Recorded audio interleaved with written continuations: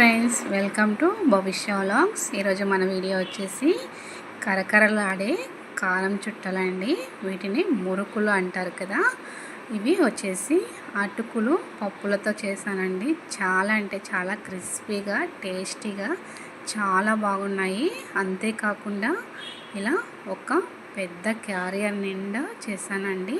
ఎక్కువ క్వాంటిటీలో సింపుల్గా ఈజీగా ఎలా చేసుకోవాలో చూసేద్దాం ఫ్రెండ్స్. ఇలా మురుకులు చేయడం ఈ కాలంలో చాలా తక్కువైపోయింది. ఒకప్పట్లో అయితే ఇలా ఎక్కువ క్వాంటిటీలో చాలా ఫంక్షన్స్కి అయితే చేసేవారు. ఈ కాలంలో చేసేవారే తక్కువైపోయారు ఫ్రెండ్స్. నేనైతే ఈరోజు ఎక్కువగా 1 కేజీ పైనే చేశాను. ఇక్కడ చూసారు కదా, ఇక్కడ ఒక 2 గ్లాసులు అటుకులను అయితే తీసుకున్నాను. ఇలా శుభ్రంగా క్లీన్ చేసుకుందాము. వీటిలో ఏమైనా డస్ట్ ఉన్నా అదంతా కూడా ఇలాంటి బౌల్లో వేసుకొని జల్లించుకోవడం వల్ల మనకి క్లీన్ అవుతాయి. ఇప్పుడు వీటన్నింటినీ మెత్తగా పౌడర్లా గ్రైండ్ చేసుకోవాలి. మిక్సీ పట్టేసుకున్నాము.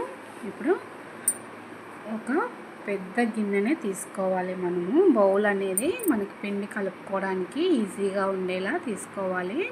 ఇక్కడ ఒక 4 గ్లాసుల బియ్యం పిండిని తీసుకొని ఇలా జల్లించుకోవాలి.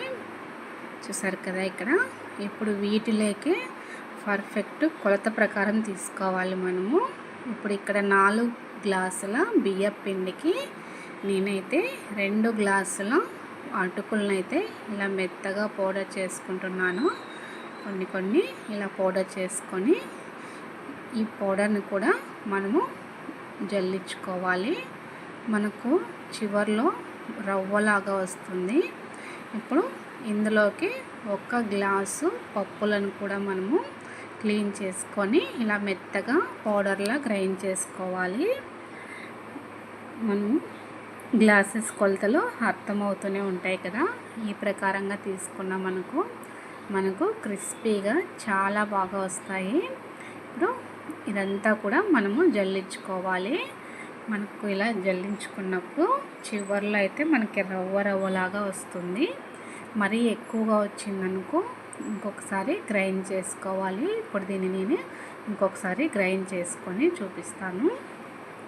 ఇక్కడ చూస్తున్నారు కదా, రవ్వలాగా ఉంది. దీన్ని మెత్తగా మళ్ళీ మిక్సీ పట్టేసుకొని ఇందులో కలిపేసుకోవచ్చు. ఇప్పుడు చూసారు కదా, ఇలా గ్రైండ్ చేసేసి కలిపేస్తున్నాను. ఇప్పుడు ఇదంతా కూడా బాగా కలిసేలాగా మనకి బియ్యం పిండి, అటుకులు, పప్పులు ఇదంతా కూడా బాగా కలిసేలాగా కలుపుకుందాము.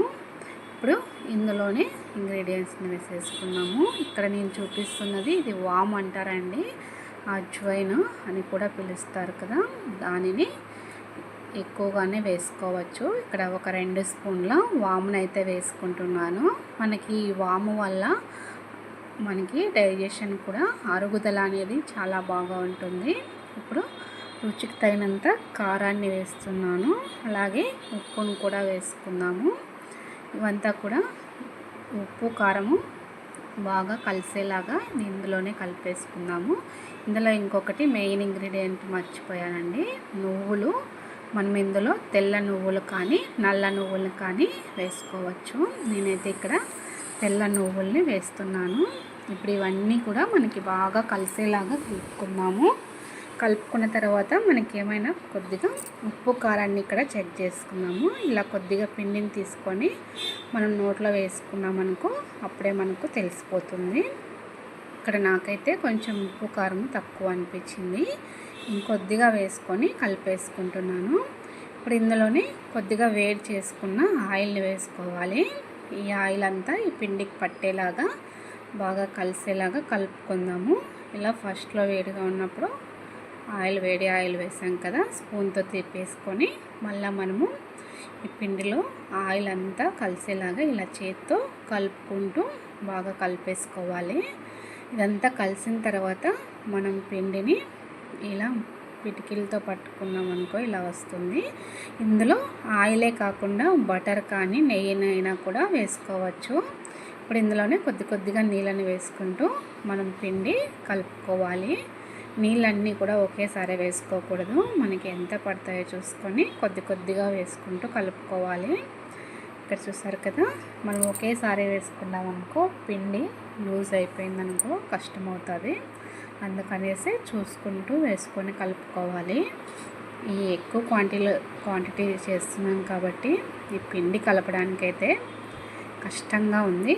మరి ఈ బౌల్లో అయితే అవ్వలేదనేసి కొంచెం వెడల్పు పాటి బౌల్లోకి అయితే మార్చేసుకున్నాను. ఇప్పుడు ఇందులో కలుపుకోవడానికి ఫ్రీగా వచ్చేస్తుంది. చూసారు కదా, ఇలా మనకు పిండినంతా కూడా కలిపేసుకొని పక్కకు తీసేసుకుందాము. మరీ లూజ్గా కూడా ఉండకూడదు. ఇది మనకు చేసే కొద్దీ మెత్తగా అవుతూ ఉంటుంది. కొంచెం గట్టిగానే ఉండించుకోవాలి. ఇక్కడ చూసారు కదా, ఇలా ఉంటే సరిపోతుంది. మరీ మెత్తగా ఉన్నా కూడా మనకి ఎక్కువ క్వాంటిటీలో చేసేటప్పుడు పిండిని కొంచెము గట్టిగానే కలుపుకోవాలి. ఇవి మనకి చేయడానికి టైం పడుతుంది కాబట్టి మరి మెత్తగా నానిపోయి పిండి అనేది లూజ్గా అవుతుంది. ఇక్కడ టీని అయితే ప్రిపేర్ చేసుకుంటున్నానండి. ఈవినింగ్ టైంలో స్నాక్స్ అయితే చేస్తున్నాను. ఇవి ఇక టీ తాగేసి చేద్దాము.